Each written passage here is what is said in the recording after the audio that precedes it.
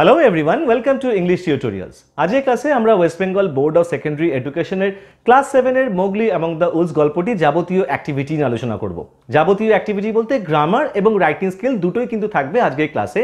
তাই আমি আশা করব যদি তোমাদের কারোর এই অ্যাক্টিভিটি নিয়ে কোনো রকমের প্রবলেম থাকে এই গল্পটিকে কেন্দ্র করে, তাহলে আজকের ক্লাসটি যদি তোমরা প্রথম থেকে শেষ পর্যন্ত একটু মন দিয়ে দেখো এবং বুঝে নাও, তাহলে কিন্তু এই গল্পটির এই যাবতীয় অ্যাক্টিভিটি নিয়ে তোমাদের কারোর কোনো প্রবলেম থাকবে না।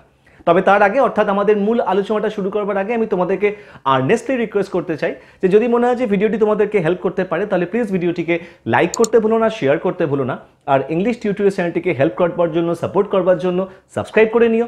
বেল আইকনটাকে প্রেস করতে ভুলো না যাতে ইন ফিউচার এই ধরনের literature, grammar, spoken English, writing skill বা অ্যাক্টিভিটি ওরিয়েন্টেড ভিডিও নোটিফিকেশন তোমরা কেউ মিস না করো। তাহলে চলো আর কথা না বাড়িয়ে শুরু করে দেওয়া যাক মোগলি অ্যামং দ্য উলস গল্পটির যাবতীয় অ্যাক্টিভিটির সলিউশন। অ্যাক্টিভিটি 1 এ এমসিকিউ টাইপের কোশ্চেন্স রয়েছে। ফার্স্ট কোশ্চেনটি father wolf woke up at, correct answer হবে 2 এর অপশনটি 7 o'clock। Second question Tabaqui was the name of a, correct answer হবে ফার্স্ট অপশনটি অর্থাৎ জ্যাকাল। 3 নম্বর question on that night the tiger had hunted a, correct answer হবে first option অর্থাৎ man. এরপরে অ্যাক্টিভিটি 2 তে বলা রয়েছে ট্রু এবং ফলস লিখতে এবং তার সাথে সাপোর্টিং স্টেটমেন্ট দিতে। ফার্স্ট কোশ্চেনটি ছিল father wolf woke up early in the morning, এটি কিন্তু ফলস অর্থাৎ এফ হবে আনসার, এবং এর সাপোর্টিং স্টেটমেন্ট হবে it was 7 o'clock of a very warm evening in the Seeonee hills, অর্থাৎ এই বাক্যটি। 2 নম্বর কোশ্চেনটি ছিল Indian wolves do not like jackals for their mischievous nature, এটি কিন্তু ট্রু হবে অর্থাৎ টি হবে আনসার, এবং এর সাপোর্টিং স্টেটমেন্ট হবে the wolves of India despise Tabaqui. 3 নম্বর কোশ্চেনটি ছিল Tabaqui did not find any food at the wolves den, এই উত্তরটা হবে ফলস, কারণ টাবাকি কিন্তু সেই গুহার মধ্যে কিন্তু খাবার পেয়েছিল, তার জন্য তার সাপোর্টিং স্টেটমেন্ট হয়েছে he scuttle to the back of the cave where he found the bone of a buck with some meat on it. চতুর্থ অর্থাৎ ডি এর কোশ্চেনটি ছিল the wolf family was not at all pleased to hear the compliments, এটি কিন্তু true হবে আনসারটি, এবং এর সাপোর্টিং স্টেটমেন্ট হবে it pleased him to see mother and father wolf look uncomfortable. Last কোশ্চেনটি ট্রু ফলসের Shere Khan lived in the forest area 20 miles away from the wolves, এটি হবে ট্রু অর্থাৎ T. Shere Khan was the tiger who lived near the Waingunga river 20 miles away হবে এই বাক্যটির supporting statement. এরপরে activity 3 তে কিছু প্রশ্ন এবং তার উত্তর লিখতে বলা হয়ে রয়েছে। How did Father Wolf come out of sleepiness, এটি হলো প্রথম প্রশ্ন। আনসার হবে Father Wolf scratched himself, yawned and spread out his paws one after the other to get rid of the sleepy feelings in their tips। 2 নম্বর কোশ্চেনটি ছিল why are the animals scared of the jackal, অর্থাৎ জঙ্গলের অন্যান্য প্রাণীরা শিয়ালকে নিয়ে ভীত কেন ছিল। উত্তর হবে the animals are afraid of the jackal Tabaki because more than anyone else in the jungle he is prone to go mad and can bite anyone, অর্থাৎ জঙ্গলের বাকি প্রাণীরা টাবাকিকে নিয়ে ভীত ছিল কারণ অন্যান্য যে কোনো প্রাণীর তুলনায় টাবাকি কিন্তু যে কোনো মুহূর্তে প্রায় পাগল হয়ে যেতে পারত এবং সেই মুহূর্তে সে যে কোনো কাউকে কিন্তু কামড়েও দিতে পারত। 3 নম্বর কোশ্চেনটি ছিল what was the law of the jungle, খুব সহজ প্রশ্ন, স্ট্রেট ফরওয়ার্ড কোশ্চেন, যে জঙ্গলের আইন বা জঙ্গলের নিয়ম কি ছিল। দি ল of the jungle says that the tiger has no right to change his quarters without due warning হবে আনসার। তারপরে প্রশ্নটি why was father wolf angry on hearing the loud roar of the tiger, অর্থাৎ পিতা Wolf বা বাবা Wolf কেন রেগে গেছিল সেই বাঘের ক্রুদ্ধ সজোরে গর্জন শুনে। He was angry because he thought that the tiger will frighten all game within 10 miles with his loud roaring, কারণ তিনি রেগে গেছিলেন কারণ বা তিনি ভেবেছিলেন যে বাঘের এই গর্জনের কারণে কিন্তু জঙ্গলের 10 মাইলের মধ্যে সমস্ত শিকার বা প্রাণীরা কিন্তু ভীত সন্ত্রস্ত হয়ে সতর্ক হয়ে যাবে বা পালিয়ে যাবে এবং তার ফলে তারা কিন্তু কাউকেই আর শিকার করতে পারবে না। এরপরে অ্যাক্টিভিটি 4 এ খুব সিম্পল একটি কোশ্চেন ছিল যে which are the 2 animals that supported the wolf family to rear up Mowgli, choose the correct option, অর্থাৎ সেই জঙ্গলের প্রাণীদের মধ্যে কোন দুটি প্রাণী মোগলিকে সেই নেকড়েদের দলে প্রতিপালন করবার ব্যাপারে সাপোর্ট করেছিল। উত্তর কি হবে না বাল্লু অ্যান্ড বাগিরা।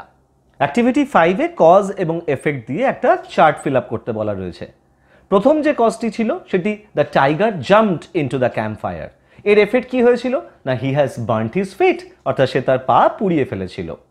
পরেরটায় এফেক্ট দেওয়া ছিল moonlight was blocked at the mouth of the cave, এর কজ কি ছিল না Shere Khan's great square head and shoulders were thrust into the entrance, অর্থাৎ শের খানের সেই বিশাল বড় চৌকোনো মাথা এবং কাঁধ সেই গুহার মুখে কিন্তু একদম ঢুকে এসেছিল, গুহার মুখটাকে বা এন্ট্রান্সটাকে ব্লক করে দিয়েছিল এবং ন্যাচারালি তাই চাঁদের আলোটাও ব্লকড হয়ে গিয়েছিল।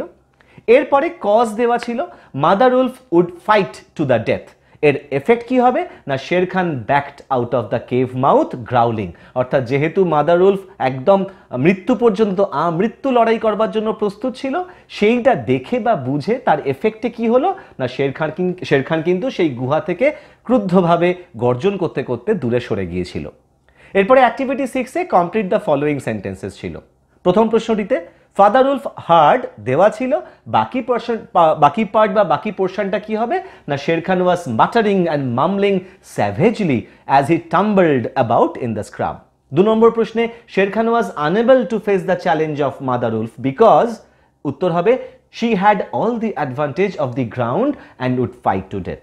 3 নম্বর প্রশ্নে the voice of Bagheera was এর পরে কি লিখতে হবে না as soft as wild honey dripping from a tree. 4 নম্বর প্রশ্ন বা চতুর্থ প্রশ্ন ছিল when the man cub will grow up he may make a better sport and could be helpful in due time, অর্থাৎ সেই মানব শিশুটা যখন বড় হবে সে কিন্তু একজন ভালো শিকারীও হয়ে উঠতে পারে বা এট দ্য সেম টাইম সেই নেকড়েদের দলের পক্ষেও কিন্তু ভীষণই হেল্পফুলও হয়ে উঠতে পারে। এরপর অ্যাক্টিভিটি 7-এ ওয়ান্স এগেন কিছু কোশ্চেন এবং আনসার রয়েছে। What was the most wonderful thing in the world? উত্তর হবে a man's cub is the most wonderful thing in the world. 2 নম্বর প্রশ্ন ছিল describe the brown baby as he came to the wolves den, অর্থাৎ মোগলিকে describe করতে বলা হয়েছিল। উত্তর হবে the brown baby could just walk and was completely without hair unlike the wolves. Holding a little branch he looked up into father wolves face and laughed. 3 নম্বর প্রশ্নটি ছিল where where the parents of the man cub? উত্তর হবে the parents of the man cub had run off. 4 নম্বর প্রশ্ন why did Sher Khan come to the den of the wolves? উত্তর হবে Sher Khan came to the den of the wolves in search of a man's cub. তারপরের প্রশ্ন who was Akela? Give a description of Akela. Akela is a great grey lone wolf. He led all the pack by strength and cunning, অর্থাৎ শুধুমাত্র যে আকেলার কে describe করতে বলা মানে তার physical appearance নয়, এখানে কিন্তু আকেলার নেচারটাকেও ডিসক্রাইব করতে হয়েছিল। সেই জন্যই আমরা এখানে তার স্ট্রেংথ এবং তার সেই চতুর যে স্বভাব তার কথাও কিন্তু আমরা এখানে মেনশন করেছি। এর পরের প্রশ্ন why do you think Akela wanted the man cub to be the wolf family? অর্থাৎ খুব গুরুত্বপূর্ণ প্রশ্ন, আকেলা কেন আলটিমেটলি সেই মানব শিশুটিকে সেই নেকড়েদের দলে অন্তর্ভুক্ত করবার ব্যাপারে সায় দিয়েছিল বা রাজি হয়েছিল? Because Akela considers men and their cubs as very wise, অর্থাৎ কারণ আকেলা মনে করতো যে মানুষেরা এবং তাদের শিশুরা কিন্তু ভীষণভাবে বিচক্ষণ হয়, বুদ্ধিমান হয়। And he thinks that they may be a help in due time for the pack, এবং সে এও মনে করেছিল যে এই মানব শিশুটিই কিন্তু ভবিষ্যতে এই নেকড়েদের দলের পক্ষে উপকারী হয়ে উঠতে পারে, হেল্পফুল হয়ে উঠতে পারে। অ্যাক্টিভিটি 8-এ কিছু রিঅ্যারেঞ্জ করতে বলা হয়েছে স্টেটমেন্টকে। আমি প্রথম থেকে প্রত্যেকটি বাক্যের পাশে যে নাম্বারগুলো অ্যাপ্রোপ্রিয়েট হবে বা যে নাম্বারগুলো অর্ডারলি হবে সেই নাম্বারগুলোকে মেনশন করে রেখেছি, তোমরা একটু চেক করে নিও। প্রথম যে প্রশ্নটি অর্থাৎ এর বাক্যটি 6 নম্বরে হবে, বি এর বাক্যটি 1 নম্বর, সি এর বাক্যটি 5-এ যাবে, ডি এর বাক্যটি 2 হবে, ই এর বাক্যটি 4 এবং লাস্টের বাক্যটি হবে 3। অ্যাক্টিভিটি 9-এ কিছু সিনোনিম খুঁজতে বলা হয়ে রয়েছে।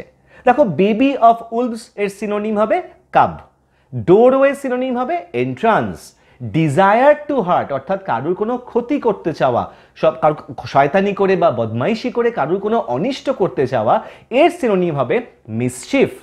Speaking in a way that is difficult to here অর্থাৎ এমনভাবে কথা বলা যেটা শুনতে একটু অসুবিধে হয়, সেটার জন্য সিনোনিম হবে মাটারিং অর্থাৎ বিড়বিড় করে কোনো কিছু কথা বলা। অ্যাক্টিভিটি 10-এ সিমিলি দিয়ে কিছু স্টেটমেন্ট বা কিছু সেন্টেন্স তৈরি করতে বলা হয়ে রয়েছে।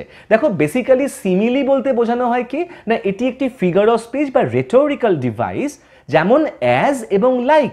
যদি তোমরা কোনো বাক্যে অ্যাজ এবং লাইক পাও তাহলে বুঝবে যে, এবং যদি দেখো যে সেই অ্যাজ এবং লাইক দিয়ে দুটি বস্তু বা দুটি কোনো কিছুর মধ্যে একটা কম্প্যারিজন করা হচ্ছে বা তুলনামূলক কিছু আলোচনা করা হচ্ছে, তাহলে those things are called simile. These are basically figures of speech.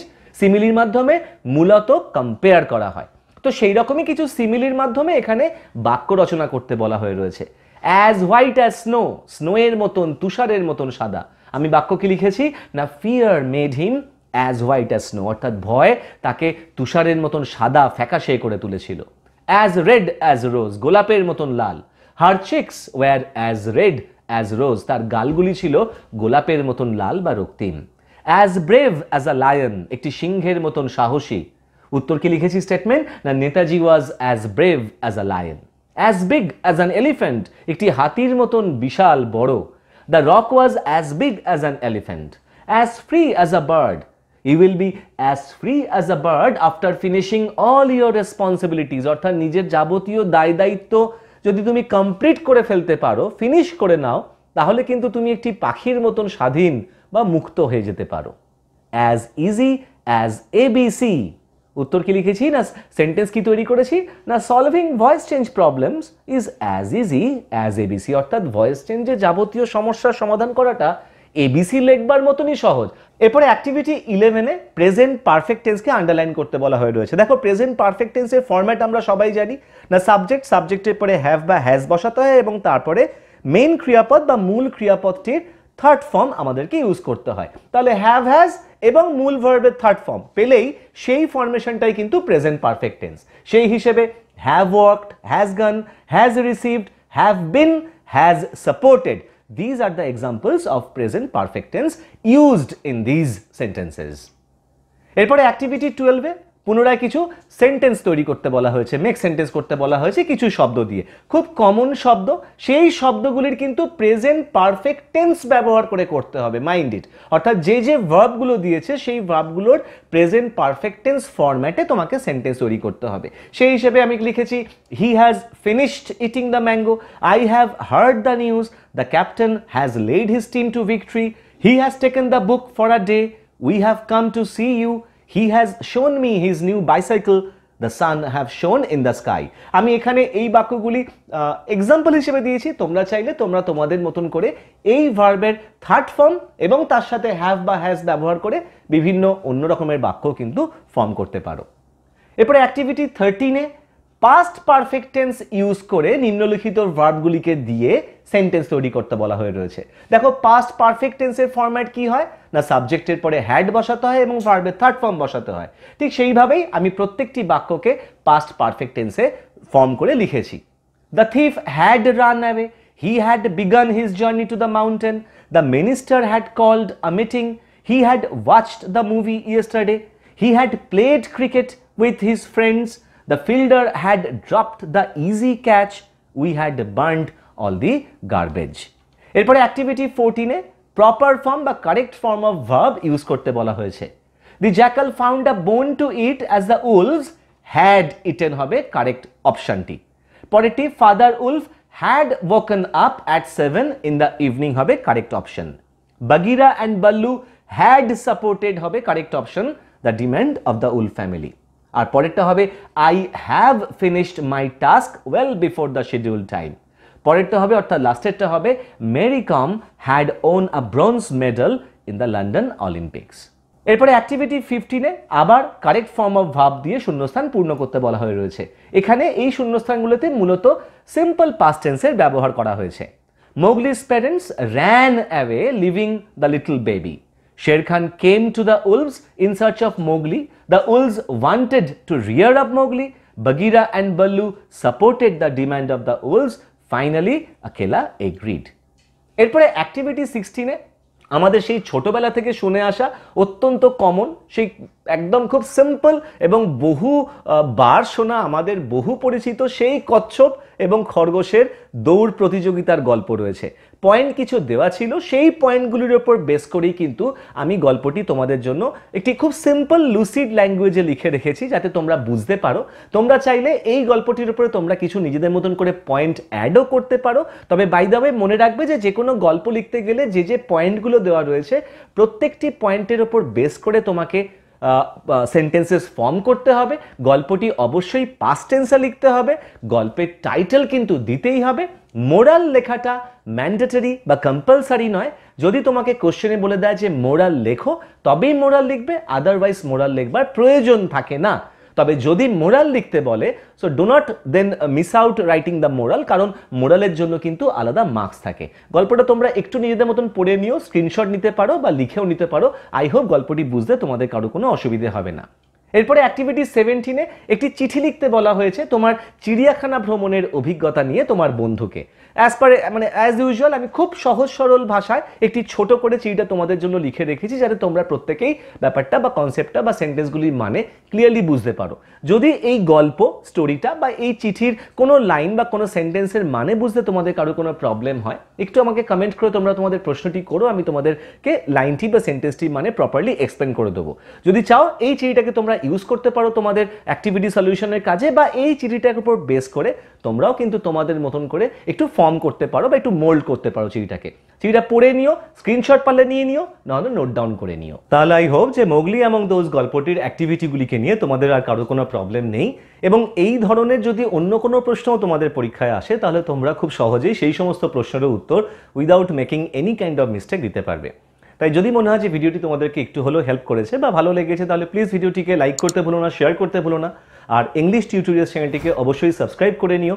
Bell আইকনটাকে press করে রাখো, যাতে ইন ফিউচার এই ধরনের literature, grammar, spoken English, writing skill বা অ্যাক্টিভিটি ওরিয়েন্টেড ভিডিও নোটিফিকেশন তোমরা কেউ মিস না করো। ইন দ্য মিন টাইম সকলে ভালো থেকো, stay safe, keep watching English tutorials, keep learning, and thank you so much for giving me your time. Thank you.